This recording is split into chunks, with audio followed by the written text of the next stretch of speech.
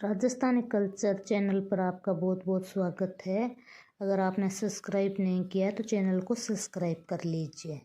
आज मैं सुना रही हूँ आपको शीतला माता की कहानी।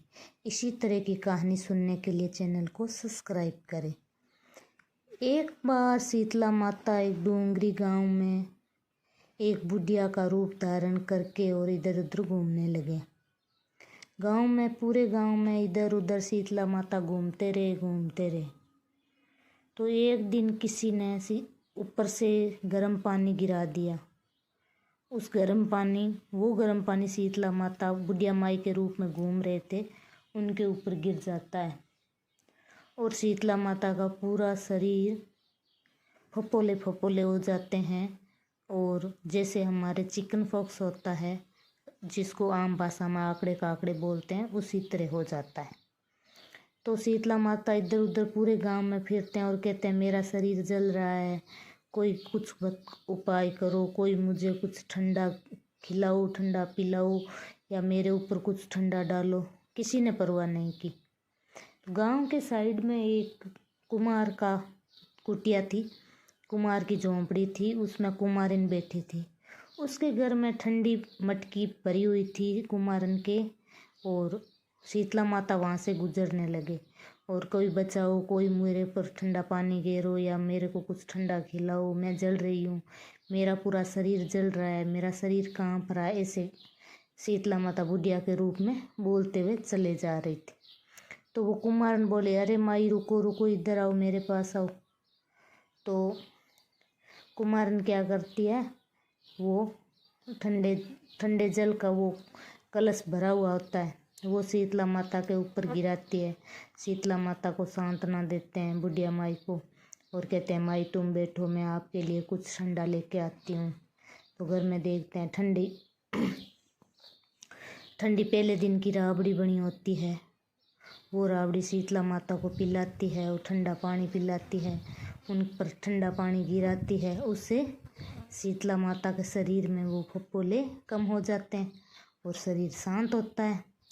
तो शीतला माता उसको आशीर्वाद देते हैं कि बेटा, मैं देख रही थी इस गांव में कौन है जो मेरी सेवा करेगा, और तूने मेरी सेवा की है।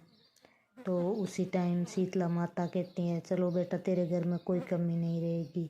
ऐसे कहने पर वो रोने लग जाती है कि माई मेरे घर में तो कुछ भी नहीं है, आपको बिछाने के लिए मेरे घर में कुछ नहीं है, मेरे घर में दरिद्रता के अलावा कुछ नहीं है। तो माई बोलती है आज से तुम्हारी दरिद्रता भी दूर हो जाएगी। तो माई क्या करते हैं, गद्दे की सवारी कर लेते हैं और एक हाथ में झाड़ू ले लेते हैं, एक हाथ में भगोला ले लेते हैं और बार बार के उसकी दरिद्रता को दूर करने लगते हैं। सारे गांव वाले देख रहे हैं, हंस रहे हैं, ये क्या बुढ़िया माई, ये कल तो फपोलों से जली हुई थी, इधर उधर घूम रही थी, आज ही कुमारन के घर के बाहर क्या झाड़ू लगा रही है। सब लोग देख देख के जा रहे हैं। तो माई ऐसे झाड़ू लगा के और उसको बोलते हैं आज से तेरी दरिद्रता सारी दूर हो गई है, और जो तूने मेरे ऊपर ठंडा जल गिराया था ना, उसी कलश के अंदर कुछ जल पड़ा है, उस जल के अंदर और जल मिला के और तुम्हारी झोंपड़ी पर और झोंपड़ी के आसपास पूरी जगह तुम वो जल छिड़क ले, जिससे तुम्हारी रक्षा होएगी। और कल शीतला सात्यों है और कोई गांव वाले शीतला सात्यों को नहीं मान रहे हैं और मेरी भी किसी ने रक्षा नहीं की, इसीलिए पूरे गांव में आग लगेगी और आग में सबके घर झुलस जाएंगे।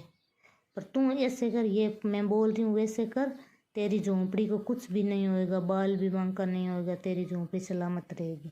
तो उसको कुम्हारन ने वैसा ही किया। ऐसा करके शीतला माता तो अंतर्ध्यान हो जाते हैं और वो कुम्हारन उस गड्ढे में पानी डाल के अपने घर के आसपास और झोंपड़ी पर पूरा पानी छिड़क देती है और रात को लगती है आग, पूरा गांव झुलस जाता है, पूरी झोंपड़ियाँ बल जाती है पूरे गांव की, और उस कुम्हारन के झोंपड़ी जैसी थी वैसी पड़ी है। तो सुबह उस गांव का राजा और मंत्री वगैरह सभी आते हैं, उस कुम्हारन को बुलाते हैं कि पूरा गांव जल गया, तेरी झोंपड़ी क्यों नहीं जली। तो कुम्हारन ने बोला इस तरह वो बुढ़िया माई आई थी फपोलों से जली हुई, उस पर मैंने तो पानी गिराया था और उस माता की रक्षा की। तो उस माता के प्रकोप से मैं तो बच गई और पूरा गांव उस माता के प्रकोप में आ गया।